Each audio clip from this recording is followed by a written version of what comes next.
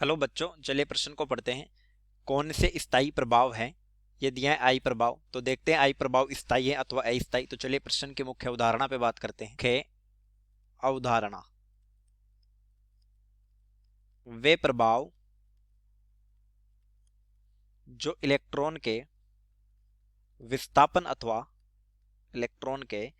विस्थापन अथवा विस्थानीकरण से उत्पन्न होते हैं। विस्थानीकरण से उत्पन्न होते हैं, इलेक्ट्रॉनिक प्रभाव कहलाते हैं। इलेक्ट्रॉनिक प्रभाव कहलाते हैं। तो आई प्रभाव भी क्या है? एक इलेक्ट्रॉनिक प्रभाव है। तो चलिए समझते हैं। प्रेरणिक प्रभाव, या इसी को बोला जाता है इंडक्टिव इफेक्ट, यानी कि आई इफेक्ट। ध्रुवीय बंध की उपस्थिति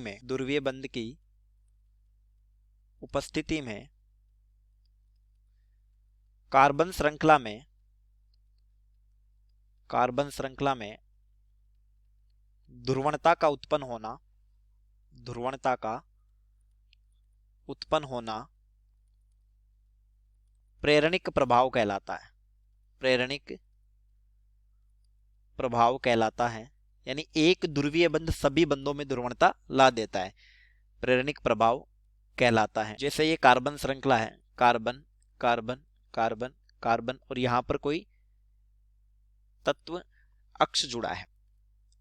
अक्ष की विद्युत ऋणता कार्बन की विद्युत ऋणता से ज्यादा है। इस स्थिति में जो प्रभाव उत्पन्न होगा वो माइनस आई प्रभाव उत्पन्न होगा, क्योंकि ये कार्बन श्रृंखला में इलेक्ट्रॉन घनत्व को घटाएंगे।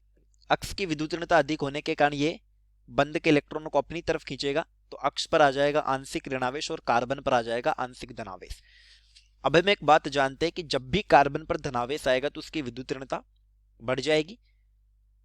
तो इस बंध के इलेक्ट्रॉन फिर ये कार्बन खींचेगा, तब इस पर आंशिक धनावेश आ जाएगा और इस तरीके से ये ध्रुवणता पूरी श्रृंखला में उत्पन्न हो जाएगी।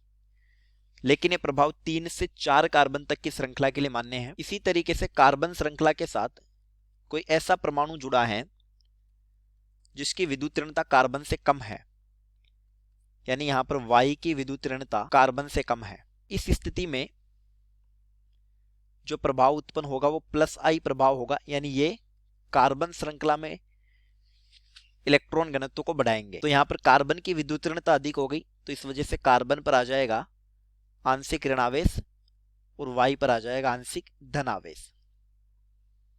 अब ऋणावेश बढ़ने के कारण कार्बन की विद्युत ऋणता घट जाएगी, तो अगले कार्बन की ज्यादा होगी, तो फिर इलेक्ट्रॉन अगले कार्बन की तरफ खींचेंगे और इस पर आ जाएगा आंशिक ऋणावेश। इस तरह फिर से श्रृंखला में ध्रुवणता उत्पन्न हो जाएगी। सिग्मा बंध का आंशिक विस्थापन आई प्रभाव है। यह प्रभाव बाहरी आक्रमणकारी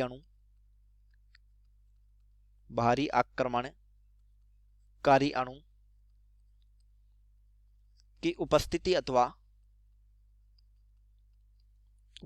अथवा अनुपस्थिति पर निर्भर नहीं करता, अर्थात